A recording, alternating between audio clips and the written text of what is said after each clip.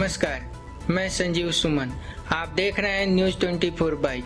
तो जैसे कि मैं आपको अपने पिछले वीडियो में बताया था कि अब मैं आपको अगले लोकसभा पश्चिम चंपारण बेतिया के बारे में विस्तृत जानकारी दूंगा।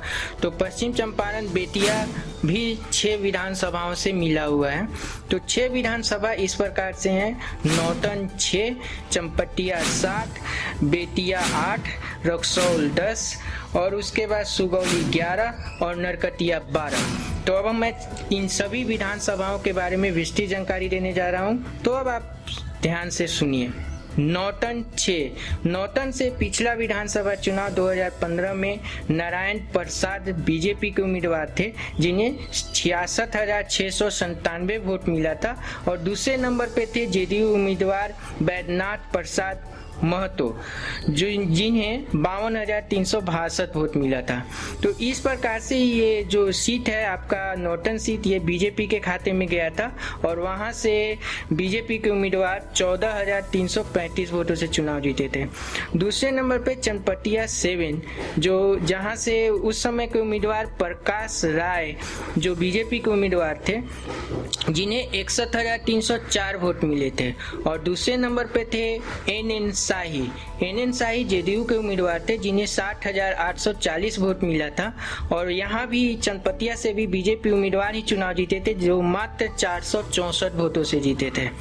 सबसे कम मार्जिन से जीते थे, मात्र 464 वोटों से। उसके बाद आता है बेतिया 8। बेतिया 8 से मदन मोहन तिवारी जीते, जो आपको कांग्रेस के उम्मीदवार थे और उन्हें मिला था 66,786 वोट। और वहां से जो दूसरे नंबर उम्मीदवार थे वो थे रेणु देवी, जो बीजेपी के उम्मीदवार थे, जिन्हें मिला था 64,466 वोट। यानी कि यहाँ से बेतिया से पिछली बार कांग्रेस ने चुनाव जीता था और वो चुनाव जीतने का उनका जो अंतर था वो था मात्र 2,320। अगला है रक्सौल 10। रक्सौल 10 से अजय कुमार सिंह बीजेपी उम्मीदवार थे, जिन्हें 64,731 वोट मिला था। और उन्होंने सुरेश कुमार आरजेडी उम्मीदवार को हराया था, जिन्हें 61,562 वोट मिला था। और वहां से जो जीत का अंतर था वो मात्र 3169 वोटों का था। आगे है सुगौली। सुगौली से रामचंद्र सहनी चुनाव लड़े थे, जो बीजेपी के उम्मीदवार थे, जिन्हें 62,384 वोट मिला था।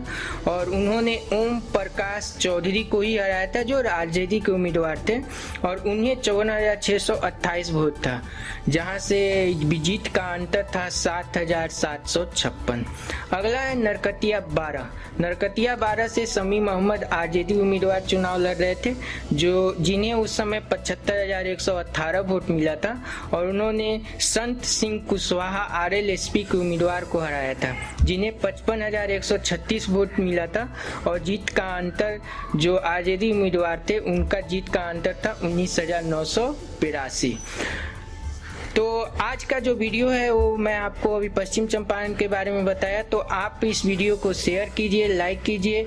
और दोस्तों, आगे जो मैं आपको वीडियो बताऊंगा और आगे जो लोकसभा के क्षेत्र में चलेंगे वो लोकसभा क्षेत्र है शिवहर। तब तक के लिए नमस्कार।